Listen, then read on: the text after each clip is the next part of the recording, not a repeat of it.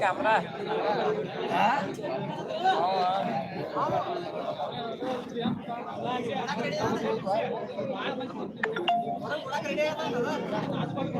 ದೂರದಿಂದ ಬಂದಿದ್ದಾನೆ. ಎಲ್ಲರೂ ತಮ್ಮ ಜೋರಾದ ಚಪ್ಪಾಳೆಯೊಂದಿಗೆ ಈ ಗಾನ ಪ್ರದರ್ಶನಕ್ಕೆ ನಮ್ಮ ಮೂಡಲಗಿಯ ದಸರಾ ಕಮಿಟಿಯ ವತಿಯಿಂದ ಒಂದು ಜೋರಾದ ಚಪ್ಪಾಳೆಯೊಂದಿಗೆ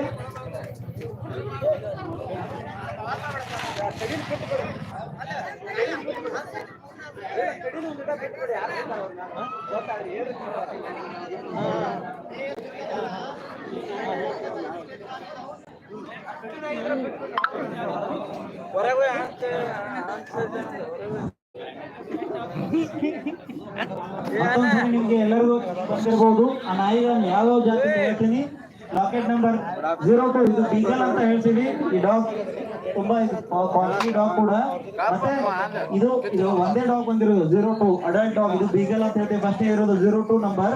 ನೆಕ್ಸ್ಟ್ ಬಂದಿದ್ದು ಸಿಡ್ಸು ರಾಕೆಟ್ ನಂಬರ್ 21.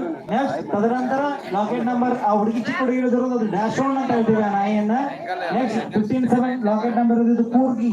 ಈ ವರ್ಷ ಬಂದಿದೆ. ಹೋದ ವರ್ಷ ಕೂರ್ಗಿ ನಾಯಿನ ಯಾರು ತಂದಿರಲಿಲ್ಲ, ಈ ವರ್ಷ ಬಂದಿದೆ.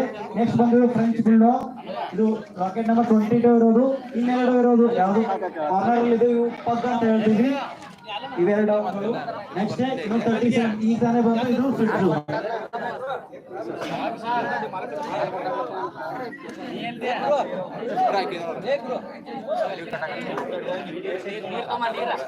ನೆಕ್ಸ್ಟ್ ಬಂದರು ಮುದೋಳ್ ಹಾರ್ನ್ಸ್.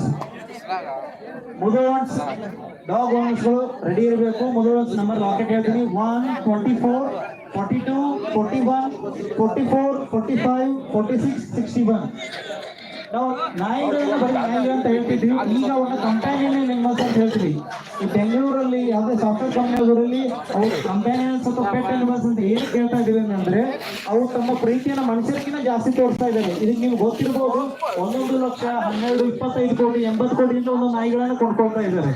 ಏನಕ್ಕಂದ್ರೆ ಅವ್ರ ಪ್ರೀತಿ ನಾಯಿ ಪ್ರೀತಿ ಅಥವಾ ನೀವು ಮೆಟ್ರೋ ಸಿಟಿಗಳಲ್ಲಿ ಹೋದಾಗ ಜಾಸ್ತಿ ಪ್ರೀತಿಯನ್ನ ಮಾಡ್ತಾ ಇರ್ತಾರೆ. ಯಾಕಂದ್ರೆ ಅವ್ರ ಮನೆಗೆ ಬಂದಾಗ ಅವ್ರು ತೋರಿಸೋ ಪ್ರೀತಿ ಆಗಿರ್ಬೋದು.